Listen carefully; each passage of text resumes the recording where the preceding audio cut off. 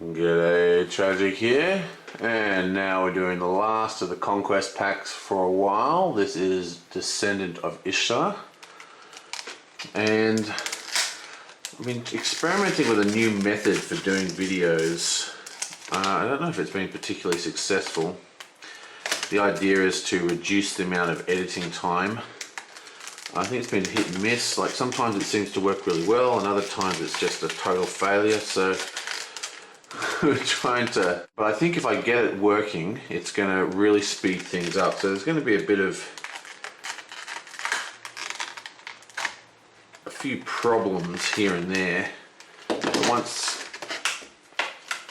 I have no idea how to freaking open these packs. I just can never open them. There you go, it's open. Right.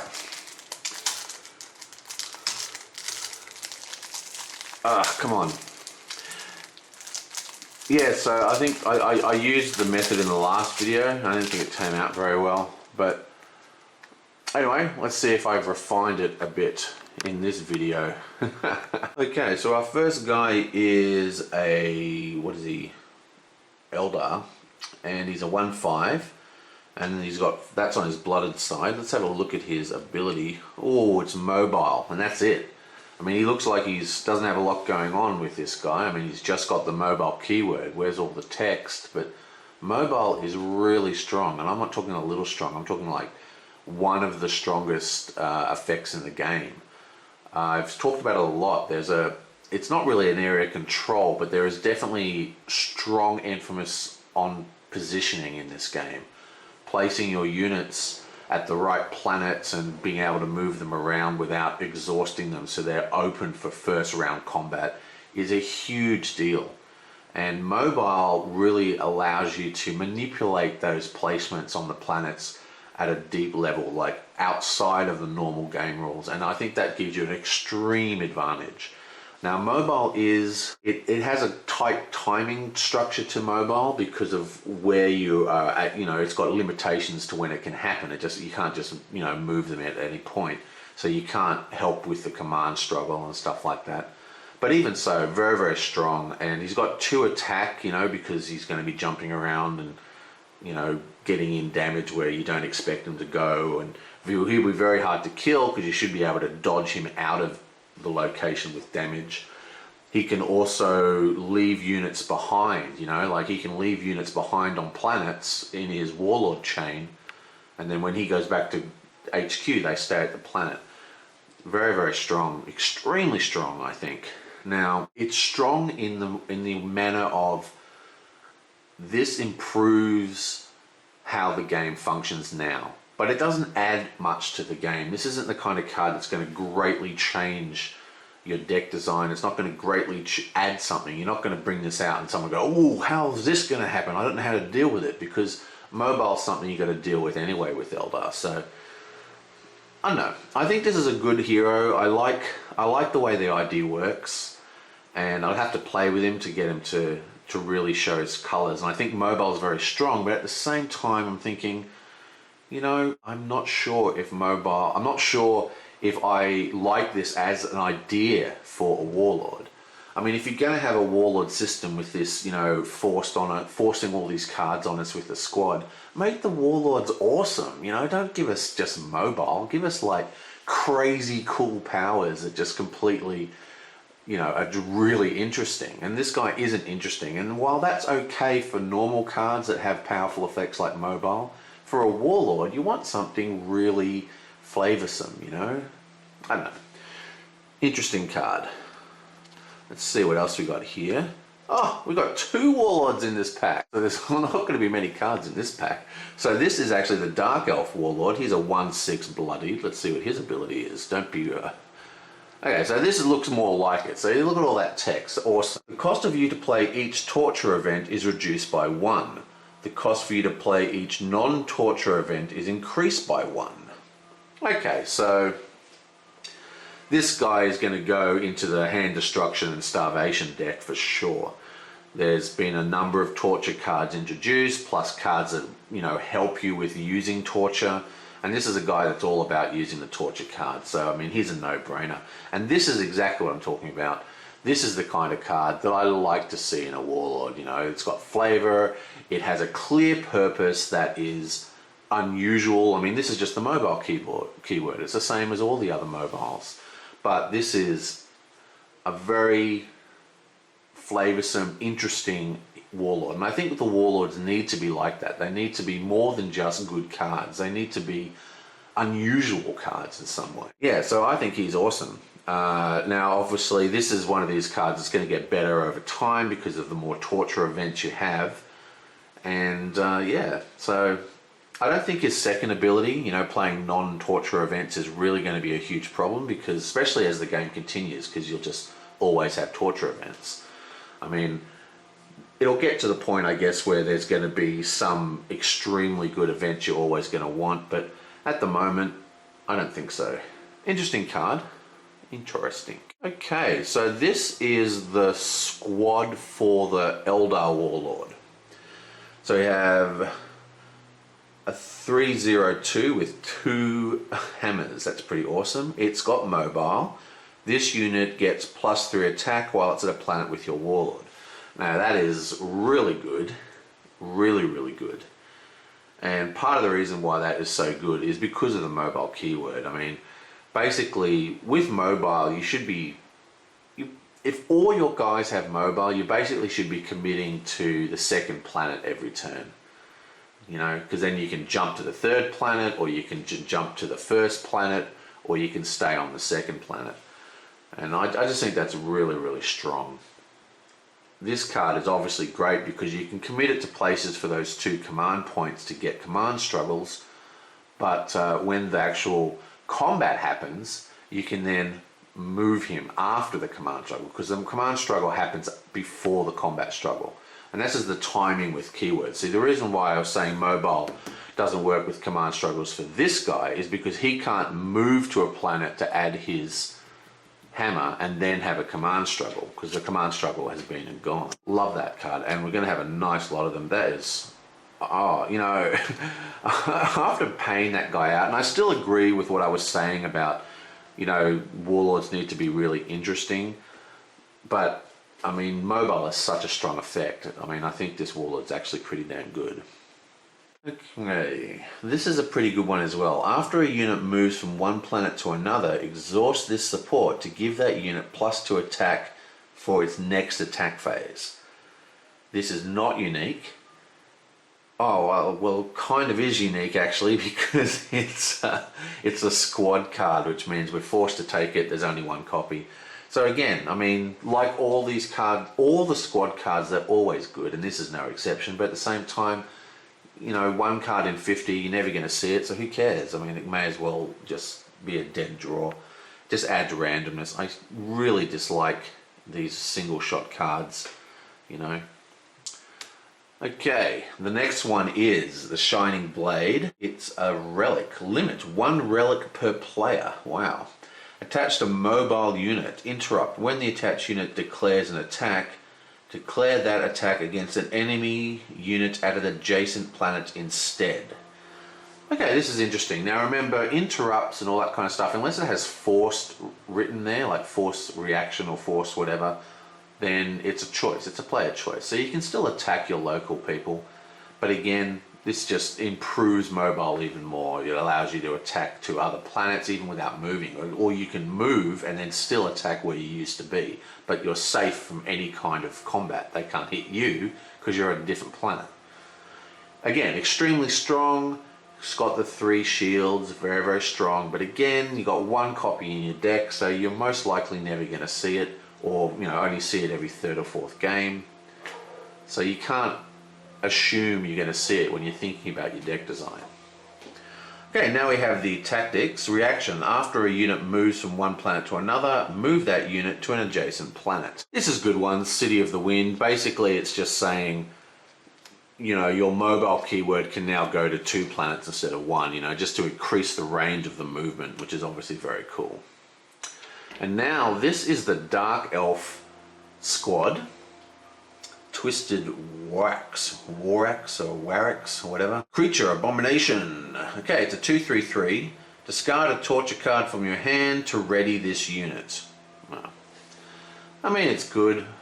If you're going to do that torture deck, you're going to have tons of torture cards, maybe enough to do that. What we really want is a way to cycle those torture cards back into our hand.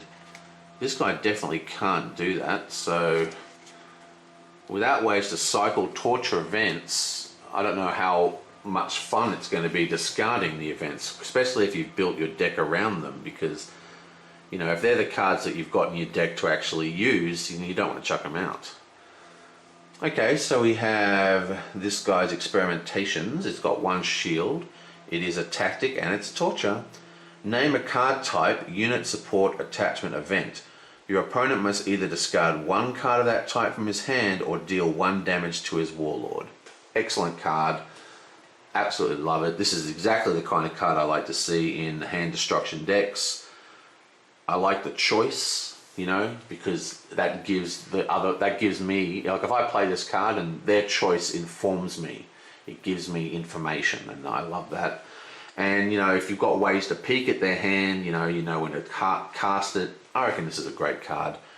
Either way, you're getting something out of it. The damage is better, and it's also got a shield. So this is a kind of, I like to have events or attachments that are semi-low priority, you know what I mean? Like if all your attachments and events are awesome, which is very easy to do because it's so unit heavy this game, you know, it's really hard to discard them for shields, which is a big important part of the combat. You know, you can't be scared of discarding those shields.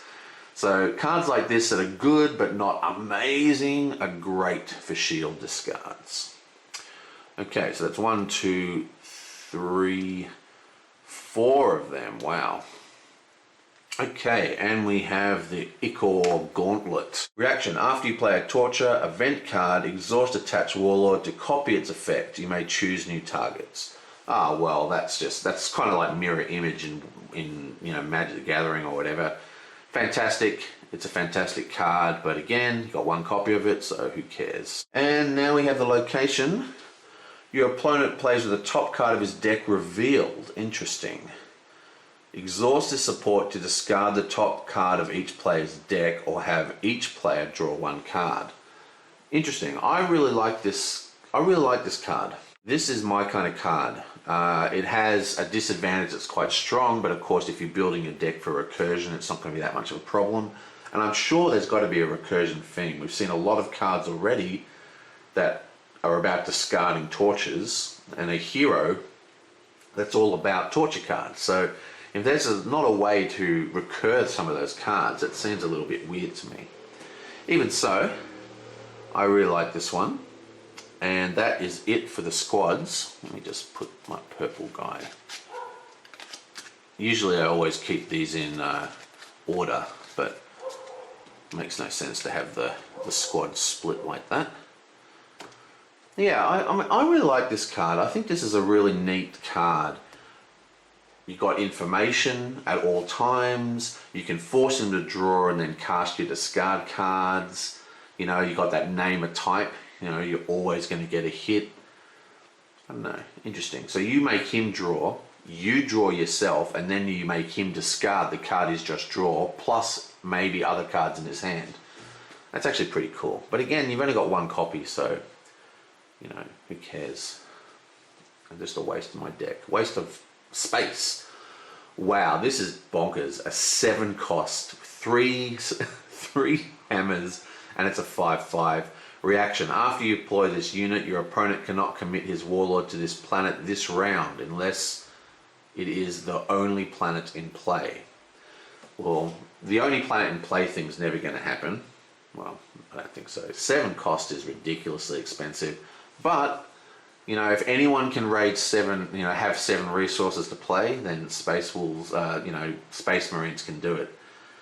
I mean, this guy is ridiculously strong. Now, what's interesting is that you cannot commit the Warlord to the planet, so you're basically forcing the Warlord not to turn up, which means if he doesn't have a way to destroy this, you're basically guaranteeing a win. This could be the first card I've seen which I would classify as a bomb.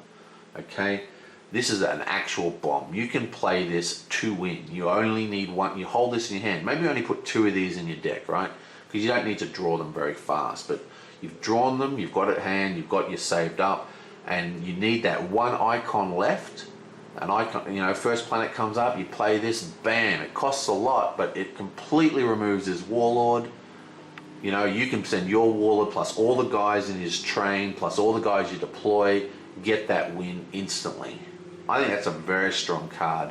The 7 cost is prohibitive, but because it's a finisher, you know, it's a bomb, it's a finisher, it doesn't matter how much it costs as long as you can afford it, because you don't have to worry about the next turn. Primal Howl. Ooh, what is this one? Beautiful, a 2 skull event. After your Warlord commits to a planet with an enemy Warlord, draw 3 cards. Max 1 per round. Okay, so this is a very good card as well.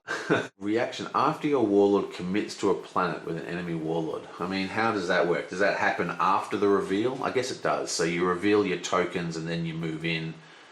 You've committed, and then you can get the reaction. Either way, you get 3 cards. It replaces itself plus 2 more. It costs 0, and it's got two shields on it. I mean, that is an extremely good card. That's probably the best card I think we've seen so far. Very, very good. Okay, now we have another location. Hello, I can't speak. Librium.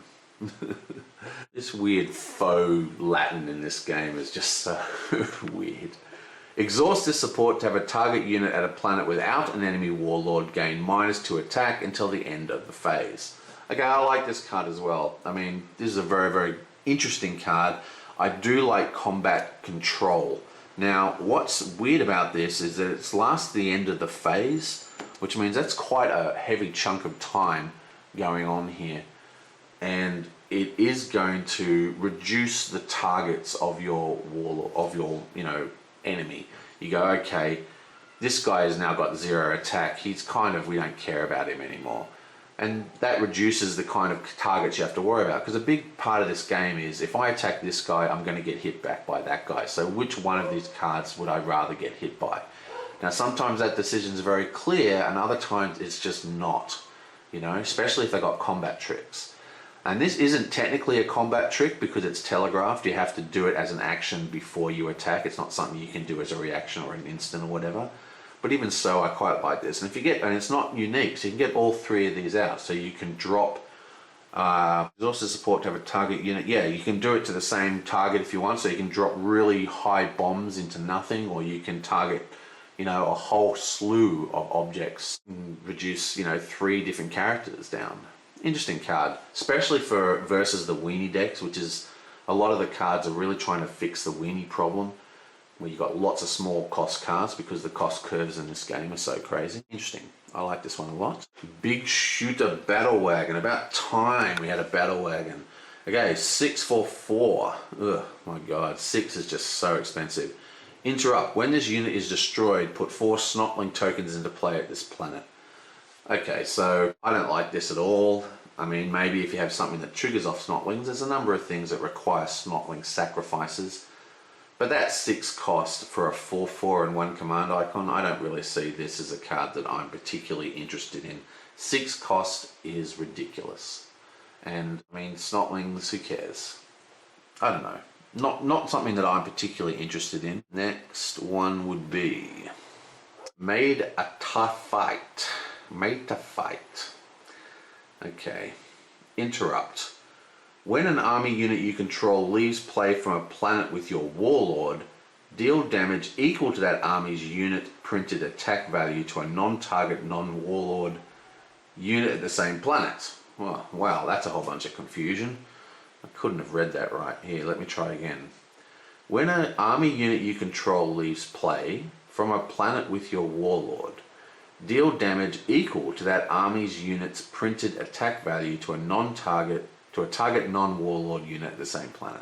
Okay, so this is an alright card. I mean, I like the shield on it.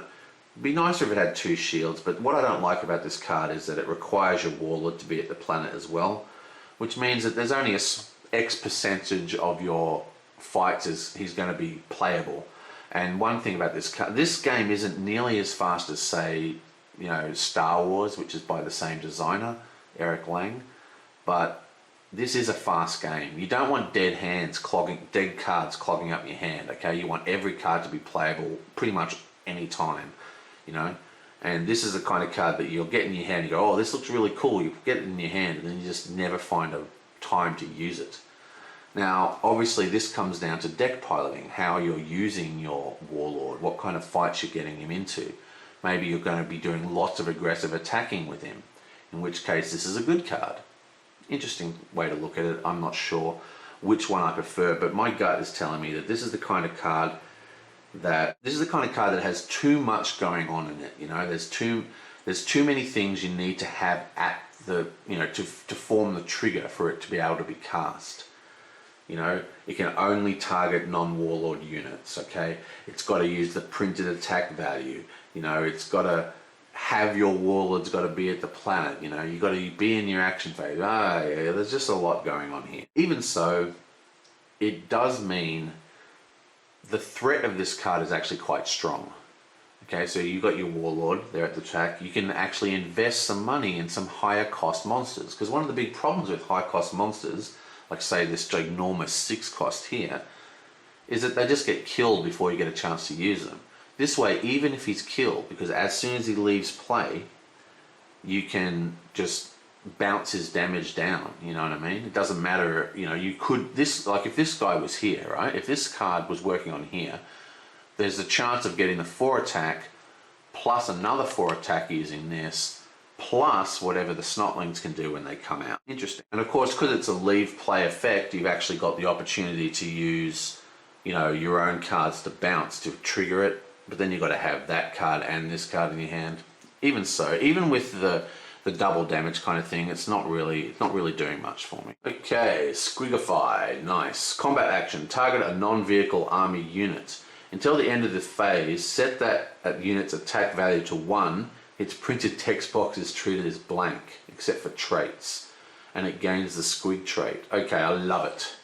Absolutely love this card. This is the kind of card, I actually have a deck in Call of Cthulhu which is all about the manipulation of an attachment like this to blank text boxes and add a targetable trait. In this case it would be a squig or whatever.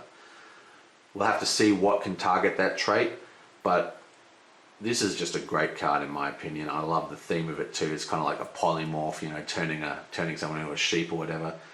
It's got 2 shields. I mean, this is just a good card. And what's so great about this card? This is a great card as an example of why expensive cards don't work.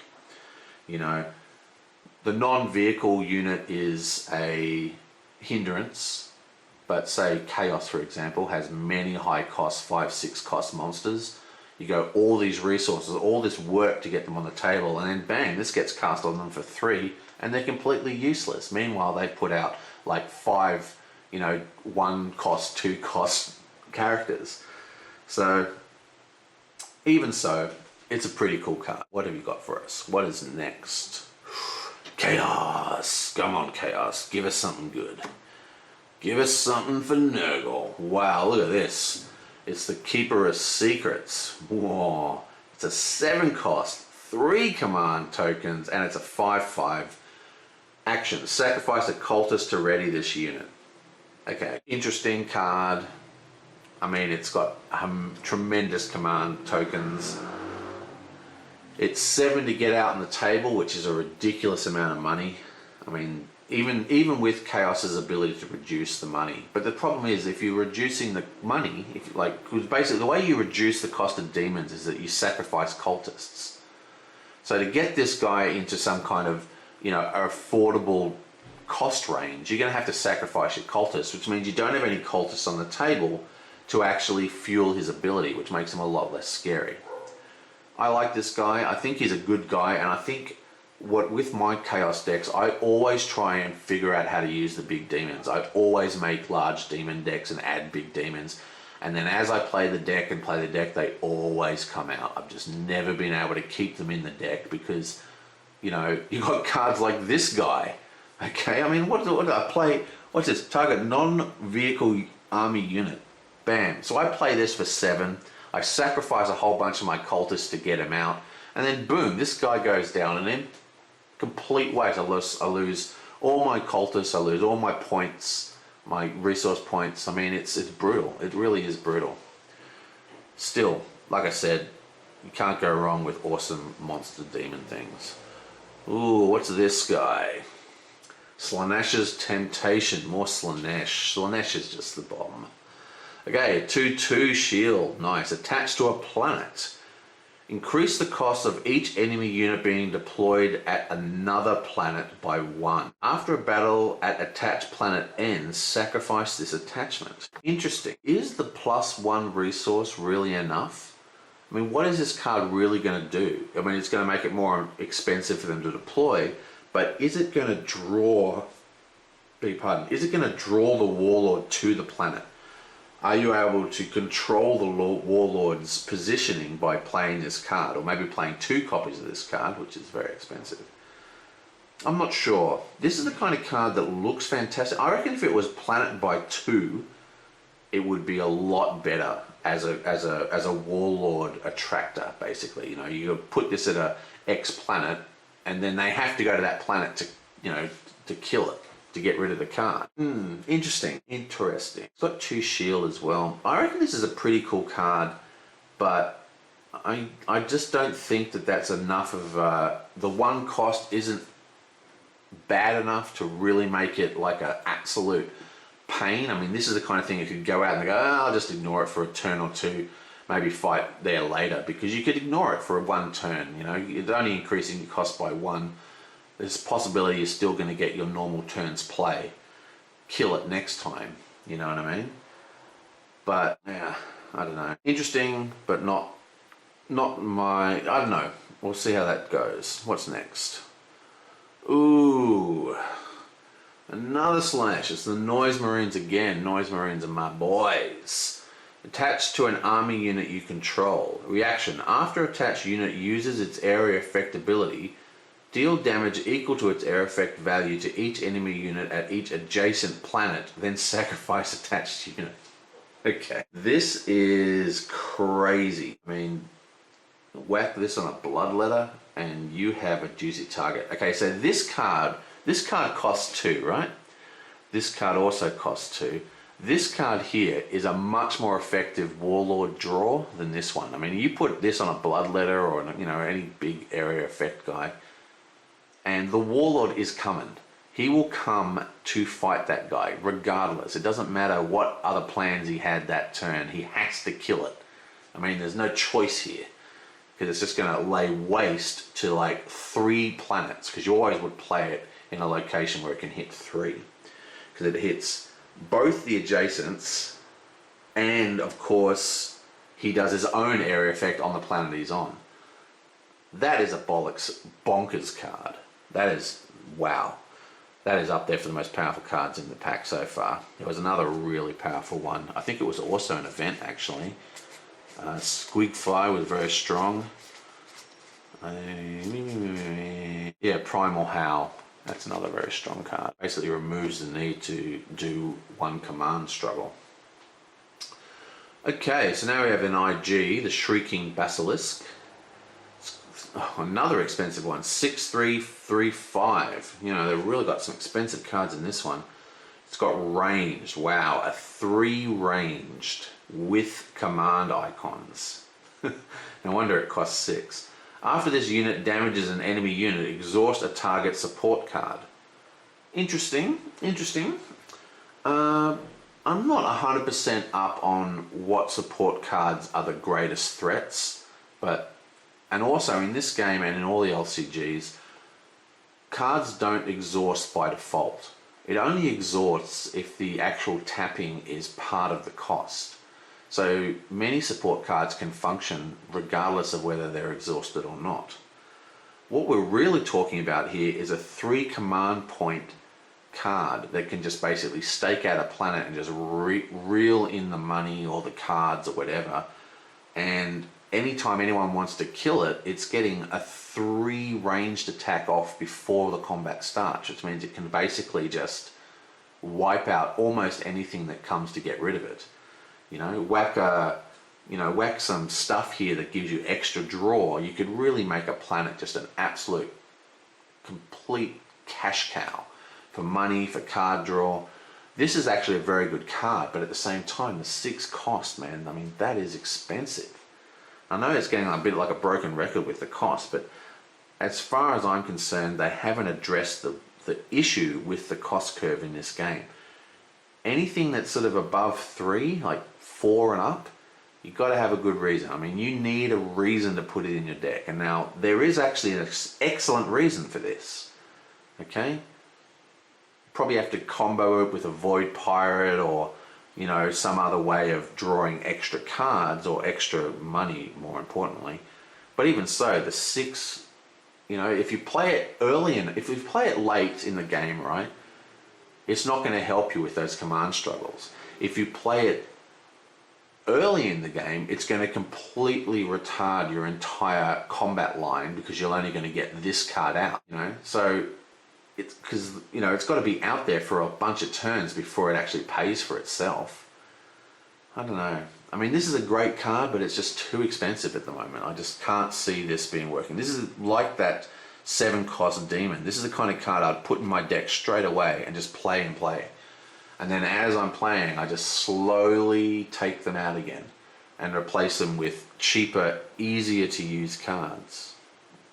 Maybe not as cool or as powerful, but you know, you can actually play them. Okay, the Emperor's Warrant, combat action. Exhaust a target enemy unit at a planet without an enemy Warlord.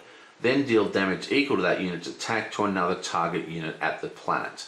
Okay, so this is the exact same card. It's like word for word as this other card. Where was it? I think it was... Yeah, no. Where is it? This one. These are almost the same. So this one is... Combat action. Exhaust a target enemy unit at a planet without an enemy Warlord. Then deal damage equal to that unit's attack value to another target unit at the planet. This one is, while an army unit you control leaves play, do the same thing, basically. Now, I'm not saying that these cards are exactly the same, but I am saying that they're related. This is a better version of that card, I would say, because you can target, the target abilities are much better. You can just target whatever the hell you want, basically. You're not having to worry about cards coming in and out of play. You don't have to lose characters to use it. I think it's good. And what I love about this is it uses your opponent's strength against him. You know what I mean? It actually uses your own enemy's power against him, which I just think is fantastic. I love doing that in card games. I go, ooh, wham! Here's my 7 attack monster. How are you going to deal with that? I said, well, how about I just deal that 7 attack to someone else? And here's a point. Can I actually deal it to its own target? Exhaust a target enemy unit at a planet without an enemy Warlord, okay? Then deal damage equal to that unit's attack value to another target. Okay, so you can't actually target itself, but even so, it's still a pretty awesome card, and I think it's better than the Orc version of the card. Sweet. And now we have the Tau. Warrior's Cadre. Okay, it's a 4/4/3 with a command point. This unit gains range while you control an ethereal unit at this planet. Okay, so this is kind of like the other ones. I'm not up on my the amount of ethereals we have, but more ethereals are coming, so this is the kind of card that's going to get more and more attractive until the ethereal tribe is completely ready to be made into a deck. Now remember, because of the cycling system, eventually all the ethereal cards we're going to get in cycles are going to go out of style. They're going to go away. So the card will lose its power again. But then again, this is part of a cycle. So this card is going to disappear at some point. Okay. For the Talvar. Okay. It's a 2 tactic. Exhaust your Warlord to ready each unit you control with 1 or more attachments. Love it. Absolutely love it. I have a very heavy recursion attachment Tau deck that I quite enjoy playing, and it's actually had fairly decent success. And that's a really cool move in my opinion. You just exhaust your Warlord, which is usually an incredibly expensive thing to do, okay? But this is an action, so it takes part in your combat. So instead of your first combat, you are exhausting your Warlord. Now that does leave the Warlord open to attack. It it does basically, it gives your opponent first attack. So you want to use this card when you have initiative, and then it's like as if you didn't have initiative. So even though you're suffering that first barrage, getting all you guys untapped is pretty awesome, because whatever he didn't deploy with his Warlord is going to come intact. You might get a whole bunch of free hits. I think this is a very strong card, and I definitely want to try it. And the good thing about the recursion deck is that, you know, I have so many attachments in play. Ah, a neutral. They do exist in this game. I know there's neutrals in the core set, I'm just saying. You don't see them very often. Okay, it's the Inquisitor. That's a great choice for a neutral. After this unit enters play, each player must choose to discard down to 4 cards in his hand if able. Yeah, I mean, this is good. I mean, obviously, if you're doing some kind of, you know, hand destruction deck, this is going to be very good. It does have a unique icon, so you can't play multiple copies out. But, you know, a 4 cost for a 5/3 neutral with a command icon, I just think there's better choices for that cost count. And I don't like the idea of a neutral card actually being an Inquisitor when I think about it.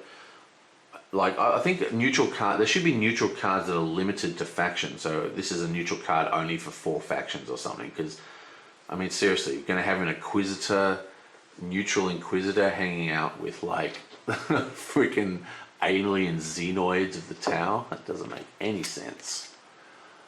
Okay, so that's the end of that pack. I tried to go a little quicker this time.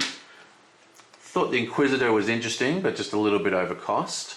I think this guy is a fantastic card. I love that, but of course it depends upon how good your deck is at having actual attachments out.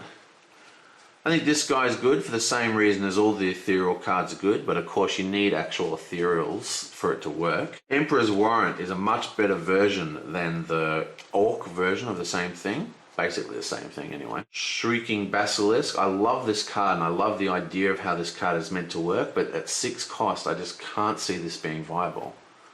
Okay, so this Slanesh card, I think this, what's this? This is the area effect card. I think this card is fantastic. I mean, it takes a lot to get this card working, but man, is it strong. If you want your Warlord to go to a certain place, you want to control the other player, this is a fantastic card to do it. And this card is a similar card to control the other player, but not nearly as strong. But then again, it doesn't take the resources. It only takes 2 to cast. The other one's 2 to cast as well, but you know, you actually need the target as well. So, you know, whatever you've paid for your air effect monster, you've also got to pay that as well as the 2. This guy here is just bonkers, but seven resources? No, I'm sorry, that's just too much. Especially when you've got cards like this little sucker around. Now, what's interesting is that this card is actually a combat action. So, because it's a combat action, if you don't have initiative, you're still going to get that first round of damage from the big monsters, but even so, it's just such an easy way to take out a monster. I love it. Okay, Made to Fight. This is the weaker version of that card we just saw that sort of uses the attack power of units to do direct damage. This one is weaker because you've got to have your own guys leave play and stuff. Okay, this is another 6/1/4/4. I do like the fact that it drops out Snotlings, but I think too expensive and there's not enough use for Snotlings yet. There is a Warlord that uses Snotlings, but you know, they get destroyed at the end of the turn. You don't want to use your 6 power guy and then just have all your Snotlings die. How annoying. Okay, and then this location, what was this location?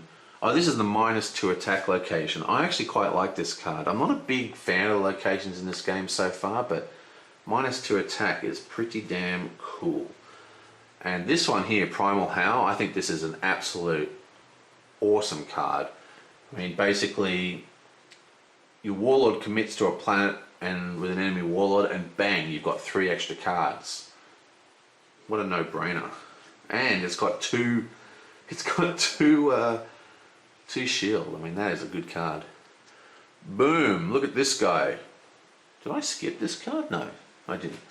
7 cost, ridiculous. Three commands. I mean, like on paper it's so good, but the costs, again, I know I've said it a million times in this video alone, 7 is a lot of money. That being said, this is a finishing move. You know, you can hold this in your hand, only have a couple copies in your deck, because you don't need to draw it early, so you don't need to have all 3 copies. Say 2 copies just to be safe. You know, and you can just go, well, I only need 1 other icon. I only need this green icon or this blue icon or whatever, and just play this guy down and bang. It's a great bomb to finish it, and that way you don't care about the 7 cost because the game's over. And then there's all the squads. Now I'm not going to go through the squads because basically what's the rule with squad cards? They're all awesome because they're designed exactly for that squad leader. If you were going through the squad cards trying to find which ones are awesome and which ones weren't, the fact is they're all awesome. And that's it. 2 heroes in that pack, so didn't get as many deck building cards as normal, but even so, that is the end of clunk, where is it? Here it is. And that's the end of my Conquest packs for a while. I will see you guys next time.